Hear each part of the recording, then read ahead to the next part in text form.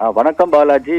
தமிழகத்தில் வேட்புமனு தாக்கல், சட்டமன்ற தேர்தலை முன்னிட்டு வேட்புமனு தாக்கல் நேற்று தொடங்கியது.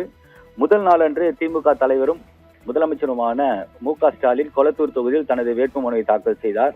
அதே நேரத்தில் பெரம்பூர் தொகுதியில் போட்டியிடும் தமிழக வெற்றி கழக தலைவர் விஜய் அவர்களும் பெரம்பூர் தொகுதியில் வேட்புமனை தாக்கல் செய்தார். இரண்டு பேரும் தாக்கல் செய்த பின்னர் முதலமைச்சர் ஸ்டாலின் திறந்த ஜீப்பில் சிறிது நேரம் பரப்புரை மேற்கொண்டார். அதே போன்று தாவேக தலைவர் விஜய் பெரம்பூர் மற்றும் வில்லிவாக்கம், கொளத்தூர் தொகுதிகளில் பிரச்சாரம் மேற்கொள்வதற்காக அனுமதி கேட்டிருந்தார்.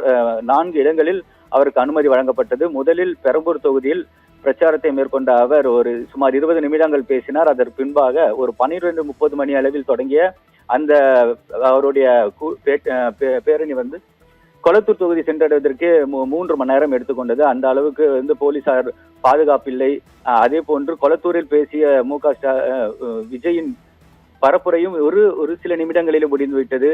இது போன்ற பல்வேறு ஏற்பாடுகள் செய்யப்பட்டிருந்தாலும் காவல்துறை சார்பில் எந்த ஒரு பாதுகாப்பும் தரவில்லை என ஒரு குற்றச்சாட்டு தாவேகா சார்பில் முன்வைக்கப்பட்டது. ஏனென்றால் போலீசார் கொளத்தூர் தொகுதியில் விஜய் பரப்புரை மேற்கொண்ட போது போலீஸ் பாதுகாப்பு இல்லை, ஒரு போலீசார் கூட இல்லை. மக்கள் கூட்டம் மிக அளவில் திரண்டதால் பாதியிலே விஜயின் பிரச்சாரம் நிறுத்தப்பட்டது. அதே போன்று வில்லிவாக்கம் தொகுதியில் மேற்கொள்ள இருந்த பரப்புரையும் ரத்து செய்யப்பட்டது.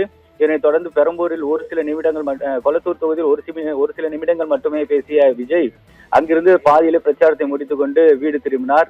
இது தொடர்பாக அந்த மாவட்ட செயலாளரும் கட்சியின் பொதுச் செயலாளருமான என் ஆனந்த் அவர்களும் ஒரு புகார் தெரிவித்திருந்தார்கள். காவல்துறை முதலமைச்சருக்கு மட்டுமே பாதுகாப்பு வழங்கியது. முதலமைச்சர் திறந்தவெளி பயணம் மேற்கொண்ட போது கொடுத்த பாதுகாப்பு தாவேகா தலைவர் விஜய்க்கு ஏன் கொடுக்கவில்லை?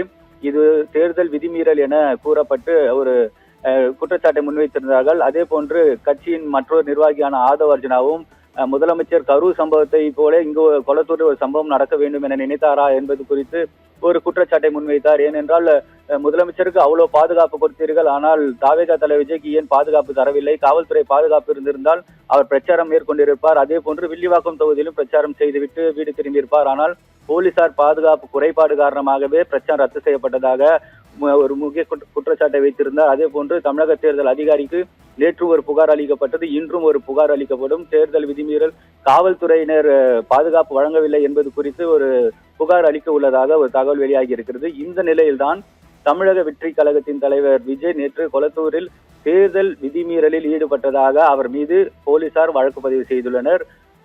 பிரச்சாரத்தின் போது காவல்துறை அனுமதிக்கப்பட்ட 5 ஒலிபெருக்கிகளை மட்டுமே பயன்படுத்த வேண்டும். ஆனால் விஜய் அவர்களோ 30 ஒலிபெருக்கிகளை பயன்படுத்தி பொதுமக்களுக்கு இடையூறு ஏற்படுத்தியதாக பெரவள்ளூர் போலீசார் வழக்கு பதிவு செய்துள்ளார்கள். 5 பிரிவுகளின் கீழ் வழக்கு பதிவு செய்துள்ளனர். இது தேர்தல் நடத்தை விதிமுறைகளை மீறியதாக திமுக மீது தாவேகாவும், தாவேகா மீது திமுகவும் மாற்றி ஒரே நாளில், அதாவது வேட்புமனு தாக்கல் தொடங்கிய முதல் நாளிலேயே இவ்வளவு பிரச்சனை ஏற்பட்டிருக்கிறது. விஜய் இதற்கு என்ன பதில் சொல்ல போகிறார்? அல்லது விஜய் அல்லது கட்சி நிர்வாகிகள் திமுகவினர் மீது ஏதாவது வழக்கு பதிவு செய்வார்களா அல்லது காவல்துறையில் புகார் அளிப்பாரா என்பதெல்லாம் இனிமேல் தான் தெரிய வரும். இருந்தாலும் தற்போதைய விஷயம் என்னவென்றால் தாவேகா தலைவர் விஜய்க்கு எதிராக 5 பிரிவுகளின் வழக்கு பதிவு செய்யப்பட்டுள்ளது. ஒலிபெருக்கியை அதிக அளவில் பயன்படுத்தி பொதுமக்களுக்கு இடையூறு ஏற்படுத்தியதாக அந்த புகார் மனுவில் தெரிவிக்கப்பட்டிருக்கிறது. இது தொடர்பான அடுத்த கட்ட நடவடிக்கை என்பது காவல்துறை அதிகாரிகள் மீது நடவடிக்கை எடுப்பார்களா தேர்தல் அதிகாரிகள், அல்லது தேர்தல் அதிகாரிகள் இதற்கு விஜய் தரப்பில் ஏதாவது சம்மன் அனுப்பப்படுமா என்பதெல்லாம் வரும் காலத்தில் தெரிய வரும். பாலாஜி.